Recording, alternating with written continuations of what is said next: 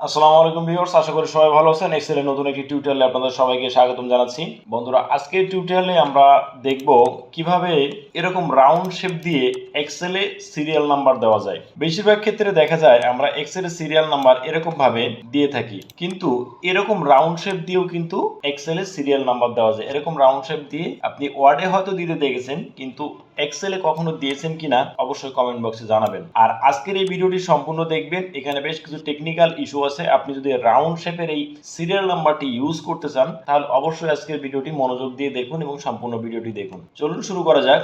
প্রথমে আমরা একটা শীট নিয়ে নিলাম। তো এখানে প্রথমে আমরা ফর্মুলা লিখবো ইউনিচার। এই যে ইউনিচার চলে আসছে। এরপরে আমরা লিখবো রো। এই যে রো চলে আসছে।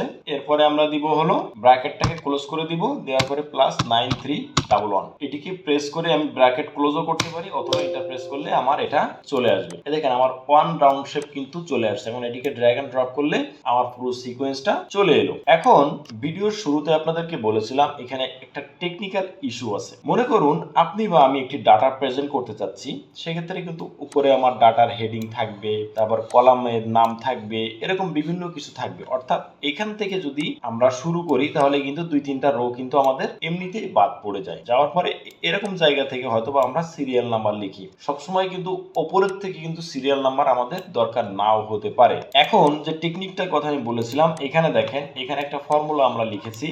এই ফর্মুলাটাকে কপি করে যদি মনে করুন যে আমার এইখান থেকে সিরিয়াল নাম্বারটা দরকার, আমার উপরে বিভিন্ন কলাম হেড বা বিভিন্ন কিছু আছে, যার কারণে এখান থেকে আমার সিরিয়াল নাম্বারটা দরকার, সেক্ষেত্রে এখানে আমি কন্ট্রোল-V প্রেস করলাম, এখানে পেস্ট করলাম। কিন্তু আমার তো এখানে দরকার ছিল 1, কিন্তু আমার তো হয়ে গেছে 5। তাহলে এখানে আমার করণীয় কি?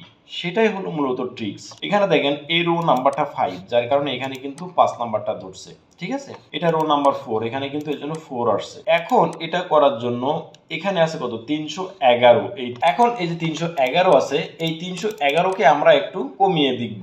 ঠিক আছে, এখন এই 311 জায়গায় যদি আমি 10 করে দিই তাহলে কিন্তু আমার 4 চলে এলো। এখন যদি এখানে আমি 8 করে দিই তাহলে কিন্তু 2 চলে এলো। এখন যদি এখানে আমি 7 করে দেই তাহলে কিন্তু 1 চলে এলো। তার মানে এখন কিন্তু এটা আমার ফর্মুলাটা মডিফাই হয়ে 307 হয়ে গেছে। এখন এটিকে ড্র্যাগ এন্ড ড্রপ করলে এখন কিন্তু এখান থেকে সিকোয়েন্স 1 2 3 চলে এলো। এটাই কিন্তু এখানকার মূল ট্রিক্স, যে আপনার যেখান থেকে সিরিয়াল দরকার হবে সেখান থেকে আপনি এইভাবে ড্র্যাগ এন্ড ড্রপ করে নিতে পারবেন। তার জন্য অবশ্যই আপনাকে ফর্মুলাটাকে একটু মডিফাই করতে হবে। তো আজকের ভিডিওটি কেমন লেগেছে, বা আগে থেকে এই ট্রিক্সটি কেউ জানতেন কিনা, যদি জেনে থাকেন তাহলে অবশ্যই কমেন্ট বক্সে জানাবেন। চ্যানেলটি সাবস্ক্রাইব করে বেল বাটনটি প্রেস করে রাখবেন। ভালো থাকবেন সবাই। আল্লাহ হাফেজ। আসসালামু আলাইকুম রাহমাতুল্লাহি ওয়া বারাকাতুহু।